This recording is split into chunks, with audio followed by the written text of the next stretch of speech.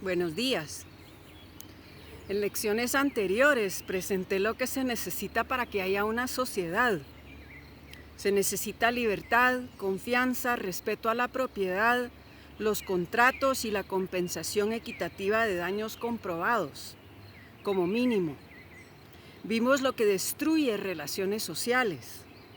La ley surgió para proteger e imponer las condiciones básicas mínimas para cualquier sociedad. En la gran mayoría de casos, la ley se acata voluntariamente. Si todos en una sociedad dentro de un territorio acataran la ley voluntariamente, no habría necesidad del Estado. Desafortunadamente, hay personas que no dejan en paz al prójimo,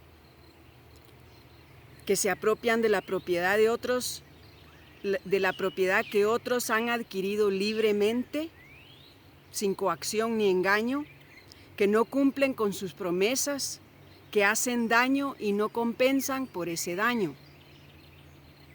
Esta triste realidad hace necesario que las demás personas defiendan su libertad, su propiedad, incluso su vida, con la fuerza y se vean en la necesidad de obligar el cumplimiento de promesas y compensaciones con la fuerza si la persuasión no funciona.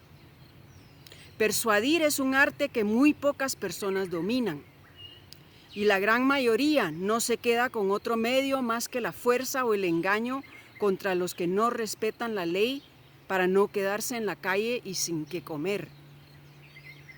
Más triste todavía es que la mayoría no tiene la fuerza para defenderse ni para obligar a nadie a cumplir con lo que deben. Queda el engaño para hacer justicia también y hay quienes se hacen valer de ese medio.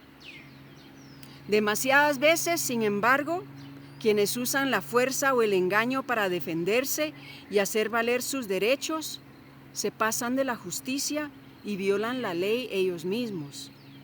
De esta manera se dan eternas riñas entre personas o familias o países que toman venganza porque a los otros se les pasó la mano o porque jamás se comprobó que hubo un agravio.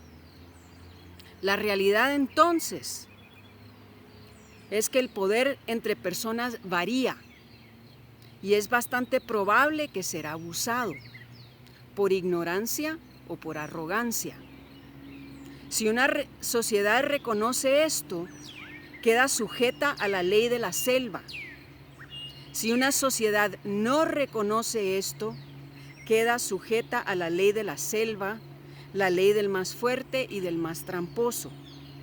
Afortunadamente para nosotros, sí se ha reconocido una y otra vez en la historia y con el tiempo se desarrolló el Estado para hacer valer la ley igualmente para todos, aunque nunca se llamó así. Se llamaban reinos, polis, repúblicas, imperios, pueblos, etcétera, etcétera, etcétera. El Estado son los individuos humanos de cierto territorio que cooperan para organizar la fuerza pública que obliga a todos dentro de un territorio a acatar la ley y que salvaguarda la libertad y propiedad de los habitantes contra extranjeros. La manera en que el poder público se organiza surge de la costumbre o de constituciones antiguas o contemporáneas.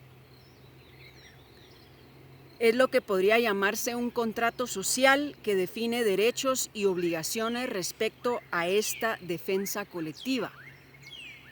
Un Estado tiene dos partes fundamentales: el pueblo y el gobierno.